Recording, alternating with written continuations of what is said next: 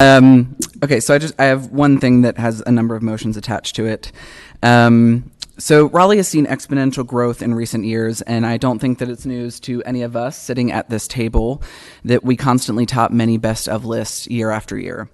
And yet, as our city has grown and adapted to the needs of our changing population, our tools and strategies for engagement have largely stayed the same insofar as it relates to what the City Council itself controls. As we start a new decade and look to tackle the most difficult challenges our city has ever faced, it is ever apparent to me that we must reinvent and reinvest in where we show up, how we show up, and for whom we show up. Further, we must actually build processes and commit to systems that work for all of our residents.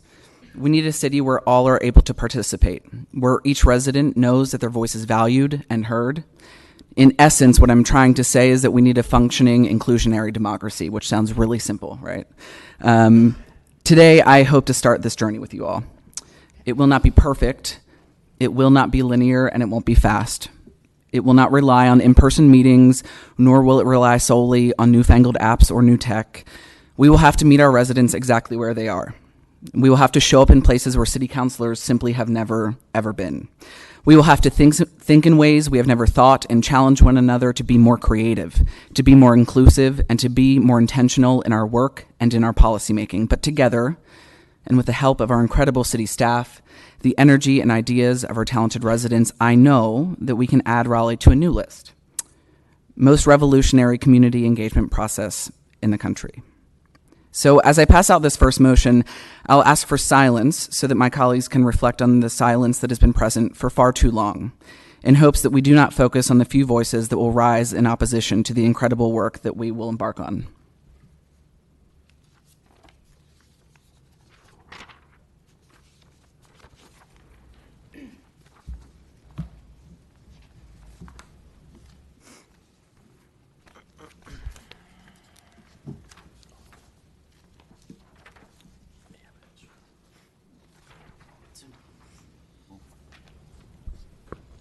Okay. So motion 1, the knowledge, wisdom, and energy of our residents are among the City of Raleigh's most powerful assets. It is my belief that we seek to further update and modernize our community engagement process. Specifically, we seek to revolutionize our civic engagement process to ensure an inclusionary, participatory democracy in which residents have multiple opportunities to engage as partners and co-creators of the future of our city. Therefore, I move that the city hire a consultant with expertise in this area to prepare recommendations geared toward improving the way we inspire, engage, interact with, and obtain input from all members of our community, with the ultimate goal of this effort being the creation of an office of a city office of community engagement. Second. There was a motion Yes. and a second. Very aspirational and inspirational. Call for a vote. All in favor? Aye. Opposed?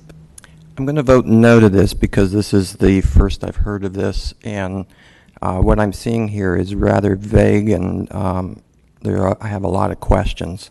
So before I vote in favor of something like this, I would like to get more information about the kind of consultant that we would be hiring and exactly what the work plan would be. Noted. So for right now, I'm going to vote no on this. So 7-1. I have another motion that I'll pass out.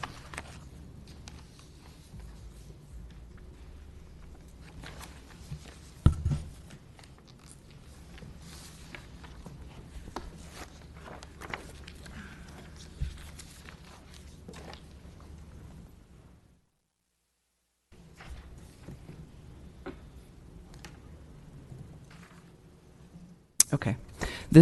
Motion 2, the Citizen Advisory Council framework was created by the Raleigh City Council in 1974, when the original CAC was appointed, in order for the city's energy and resources to be singularly focused on creating a new and more inclusive community engagement process. I also move that Council's 1974 decision, which created the original RCAC, be repealed, as well as all other subsequent actions of any entity that have flowed from or which relied upon that 1974 action.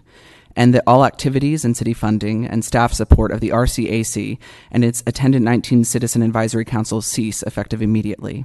However, any rezoning case which has already been noticed and is scheduled to be heard at a CAC meeting may continue and be considered, but in no event may any rezoning case appear on a CAC agenda any later than 45 days from today.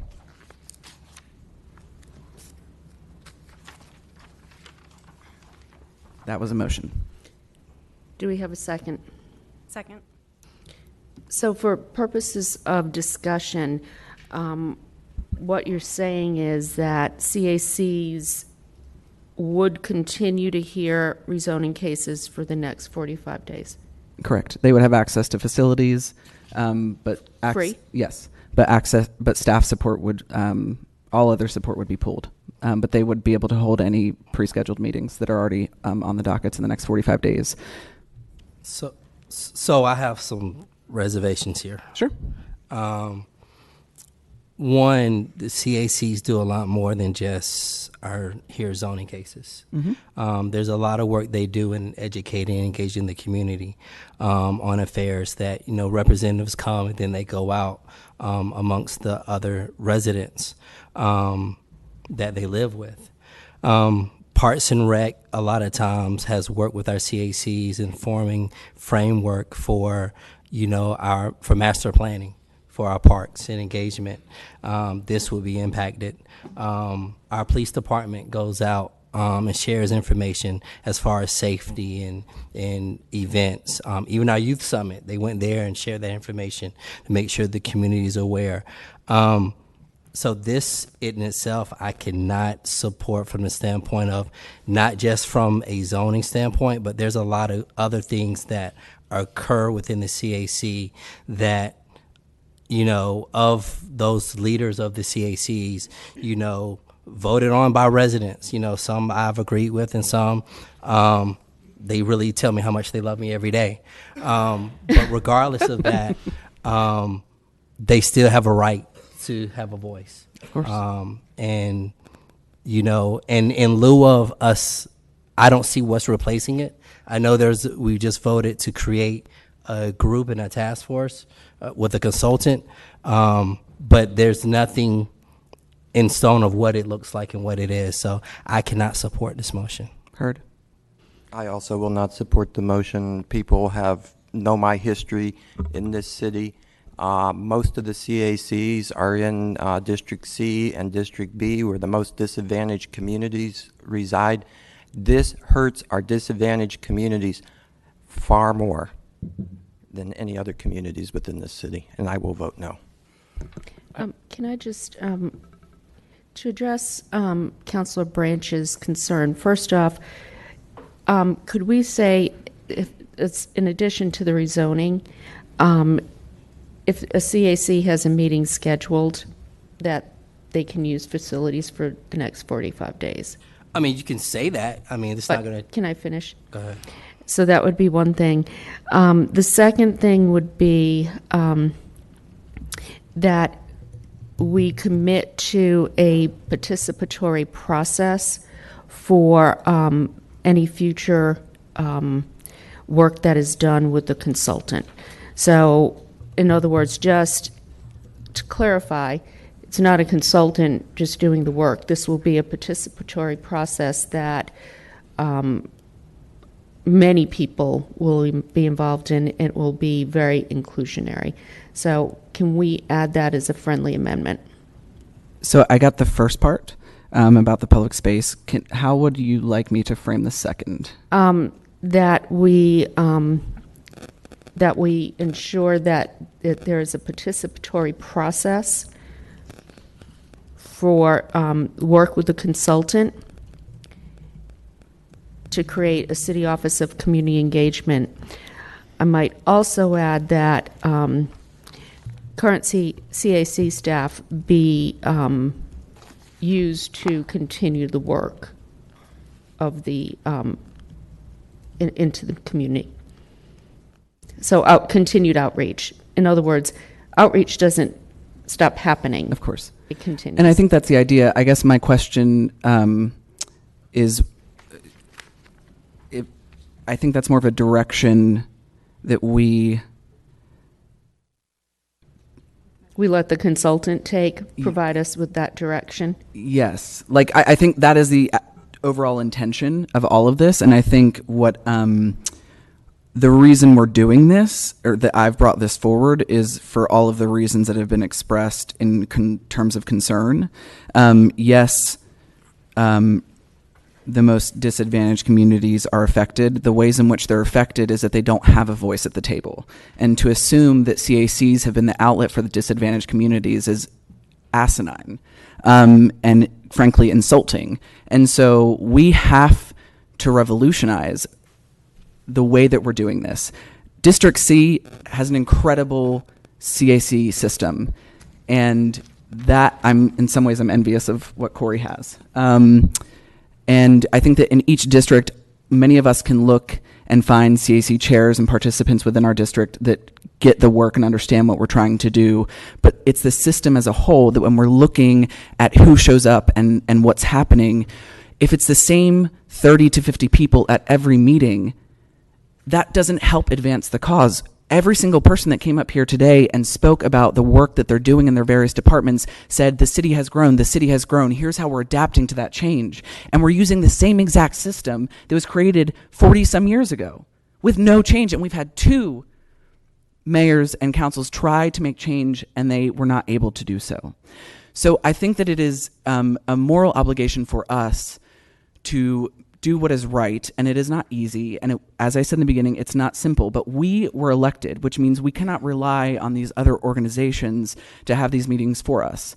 And so by allowing the staff that currently support CACs to work with the city manager to figure out the best way possible to support the council and being out in the community, finding out what the community's concerns are, and then making those meetings happen, that to me is true community engagement, while simultaneously the long-term strategy is being built by the consultant. Okay. Councilor Melton, thank you. Thank you. I have questions. And not to minimize Councilor Branch's point, but to the actual business of the city, the rezoning process, after 45 days, how does the community, if we go forward with this motion and the CACs are not going to exist in their current form, then how will the community engage with developers to have a voice about potential projects? So when it comes to rezonings, it's already in the UDO that there is the required pre-design meeting with the community, and so that's an existing requirement. I have another upcoming motion that adds another that would ask staff to draft another step, which would be a secondary community meeting between the developer and the area that is impacted by the community or by this development. And so I think that what we're trying to do is increase the amount of touch points that developers, especially on larger projects where the impact is so big, instead of just saying 500 feet, perhaps that 500 feet of people are noticed about the impact of the project. Perhaps we increase that. My request is that staff take that and look at it and look at other cities and what they do. But we have all seen many meetings that have worked well and have not worked well between developers. And I think that the community and developers would agree that having that second meeting before they get to planning commission and to council would be really beneficial for all groups. So that's your next. Is that your next motion? Is that what you said? That's your next motion? Okay. And I appreciate that. I think my question was, do we have a mechanism in place to where notices can start? No. Yes. So I can answer that question. I've been interested in it as well. So as Councilmember Martin mentioned, there is a pre-application meeting that every every applicant has to hold with notice to all property owners within 500 feet. The past council actually upped that from what I believe state law says is only 100 feet. So we do something bigger there. The application is then filed, which includes a report from the neighborhood meeting. City staff evaluates that application. The application is then sent to the Planning Commission, and a notice is sent, and I didn't know this, a notice is sent ahead of time to property owners within 500 feet. A public hearing is held at Planning Commission, and then a recommendation is made to City Council. Planning Commission reports to City Council, we set the public hearing date, and then again, there is a notice of the public hearing issued twice in the paper posted on the subject property with a sign. And again, this will be the third time, the property owners within 500 feet are mailed to be notified about the public hearing that is at the city council. And then we hold the public hearing. So there are 3 touch points. And then I do think this next motion will be interesting to see what else city staff might come up with that could be an additional layer that gets folks to the table and talking to one another. I think that's one of the things that we've seen at CACs is oftentimes when a developer goes in to present their case, it immediately sets up a conversation, and not a conversation, it sets up a fight. And so how do we break out of that and have a conversation that is more solution-oriented? So I think that's something I'm really interested in, but it's Okay. a lot. So, well, can I have one more? And this pivots from that a little bit, but I think some of the most civically engaged people in our city participate in the CAC process. It's our chairs and the folks that are at the meetings. And so if we're looking at retooling this process then, and we're looking at the Office of Community Engagement, or what we authorized with the first motion, I'd like to make sure that we're keeping individuals who want to be included. Like, we can learn a lot from the folks who have been doing this work. And so I want to keep that. I want to work That engagement. within that, but specifically with the folks who are already doing the work and have been for decades. Yeah, I think that is both a place where the consultant would come in to understand the history and what has come of late, and how we've got to this point. Is that historical analysis, I think, is super important, and I think that they have so much institutional knowledge about what works and what doesn't for various communities, and how we get folks to the table. If I may, so my excuse question. me. Well, my question is Councilor Cox? why take this action today? Councilor I'm Cox. sorry, Mayor, but why take this Counselor action Cox, today? You weren't called Why on. not wait until we hear back from the consultant and we hear back from the CACs and we get more Point of order. information? A point of order. All right. I think you were. Corey, There's a- you were next. I just had a question. Yes, sir. And it's very similar because one thing I've learned, and it's funny about, I was blessed and I married up and I married an educator.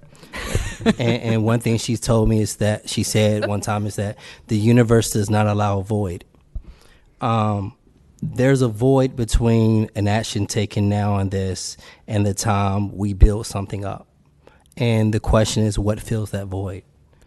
I hear the concern, and I challenge us to be the individuals that fill the void. We have to show up. That requires more work than any council has done previously to be in the community. It requires being in rooms that are uncomfortable to be in and having conversations that normally we weren't a part of, that were relayed to us via minutes from a meeting. But that's our job.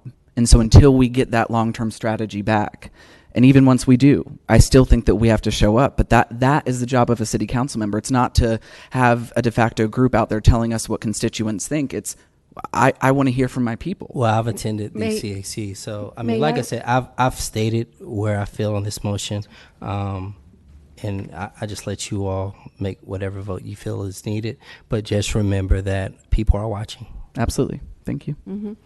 There's a motion and a second. I'd like to call the question now. All in favor?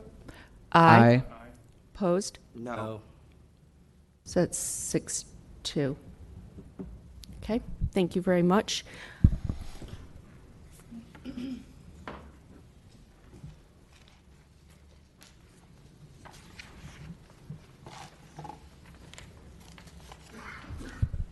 Is this the motion that addressed UDO. Councilor? Okay, Yeah. thank you. You're welcome.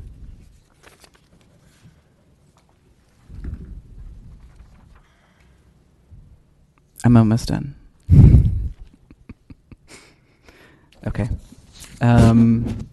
We do believe that there's a need for applicants in large and or impactful rezoning cases to work with the residents in the area where the proposed project will be located in a forum other than the Planning Commission or City Council hearings.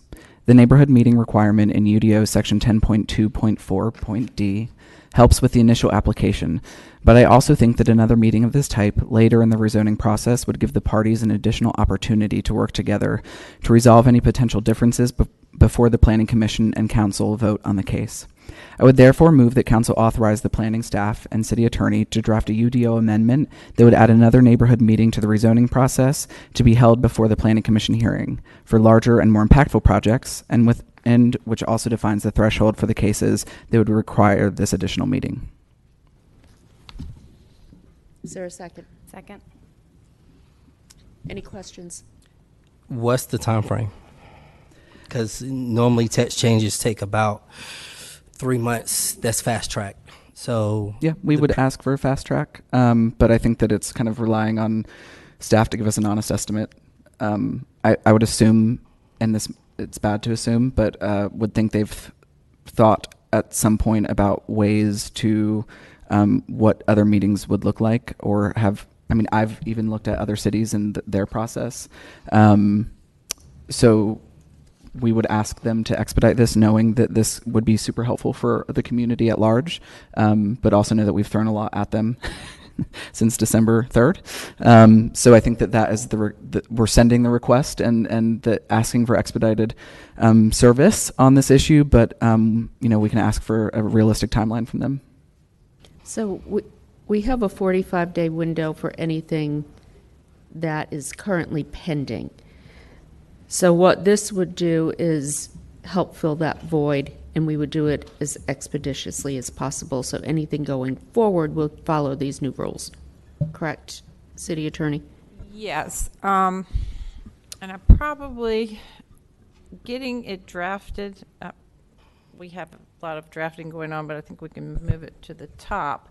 I guess the question is, what would be the next slot at the Planning Commission that would be available? Because it has to go to the Planning Commission first, and so I'm looking at them. They're conversing. 2 weeks. I think I can see. Do it again. I don't have my glasses on. Yeah, and then it would depend on, how fast of a turnaround from the Planning Commission. We have had a recent text change where we actually noticed it for council before it went to the Planning Commission, which expedited it some as well.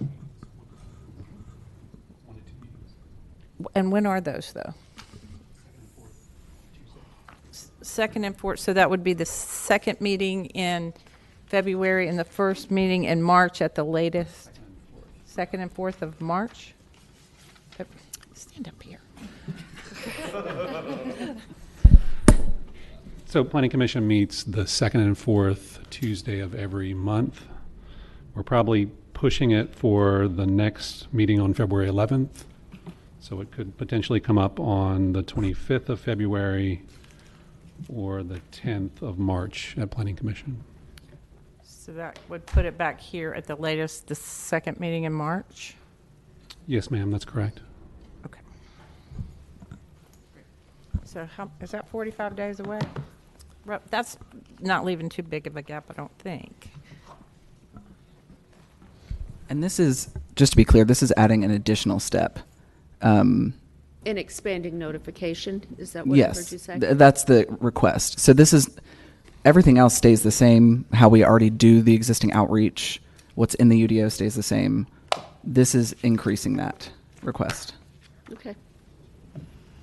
All right. Any other questions? Okay. All in favor? Aye. Opposed? No. Okay. That's 6-2. You have another? This is it. I can write more if you want, but I think people want to go home.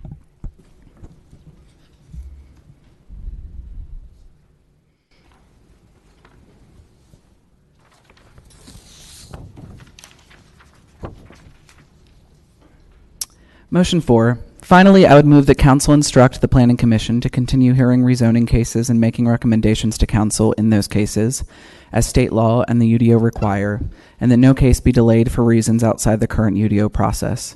Specifically, that we make it clear that the Planning Commission should not ask council to extend the time it has to consider any case in anticipation of a CAC vote or new UDO provisions which could add an additional neighborhood meeting in the future. Okay. Is there a second? Second. Any questions? That seems pretty cut and dry. All in favor? Aye. Opposed? No. Okay. Hopefully we don't have any more. Comment. No, that's it. Did Mr. Knight? I got a comment. Oh, okay. Yes, sir. I was going to mention this or comment after motion 2, but I decided to wait to see all the motions, and I think taking them in full, the 4 motions in full does help explain what Councilor Martin is trying to do, and I think it's similar to what a lot of us talked about since the last summer. It goes way beyond, and I hope we don't get caught up on the status, the new status of the CACs, because this goes way beyond this. It's trying to better civic engagement in the city of Raleigh, and I think we all, at least I for one, think there's a need for that. To just quote again the motion, more to ensure an inclusionary participatory democracy in which the residents have multiple opportunities to engage as partners and co-creators of the future of our city. So I think that's very important to keep in mind, and I think we need to think about that as we move through this process. And as we talked about, it's going to be a participatory process. I think it goes without saying that leaders of the RCAC will be involved. It's my hope that they will be. And so I think we need to focus on this opportunity and effort that we have before us to make the city a greater, more inclusive, more participatory place. And I'm looking forward to taking part in that effort. Thank you. I'm not used to my glasses yet, as you can see. I just have one comment about this. You know, we have 12 people who are currently in housing and neighborhoods who work with CACs, and I'm going to be looking for them to fill the gap. This is what they do, is outreach. And when I think about like seniors who are isolated, or members of our LGBT community who are sleeping in tents because they can't find housing or they're afraid. When I think about, I was going to a Super Bowl party the other night, and this young man walked up to me and said, Mayor, he's about 12 years old, he said, you know, old people are making decisions for all us young people. You know, what about a stronger youth council? I was really encouraged to see the youth summit. I mean, more outreach to our youth, more outreach to renters, more outreach to our Hispanic and Latino community who feel left out completely.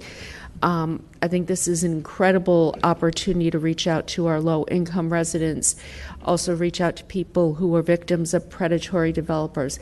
There are so many things we can do, and I like your vision of being a national model. Change. A friend of mine always says, change is good, transition is difficult. That's not exactly what she says, but that's, I think, where we are. And Councilor Martin, I want to commend you for bringing something forward that really embraces the spirit of inclusion and creating a Raleigh for all, because that's what we said we wanted to do. So thank you. Madam Mayor. Yes. Though I voted against 3 of the motions, my goal is to make sure that everyone's voice is heard. So I'm going to do everything I can in my power to make this the best we can. But, you know, I think I clearly stated that, you know, I think we've created a void. Yeah. And I thank my fellow council members for their support. I know that there will be frustration from people that have given the CACs a lot of their time. And I think that what is to be built will require all of us kind of coming together and I hope that we can do that in the days and weeks ahead. But I think that this sets an exciting precedent for the city, and for the many reasons in the communities that the mayor laid out when she just spoke, there's a lot of people missing in the conversations that we have. And if we truly think about who isn't at the table so often, it's overwhelming. And that the votes that we just took are in honor of that. So I thank you all.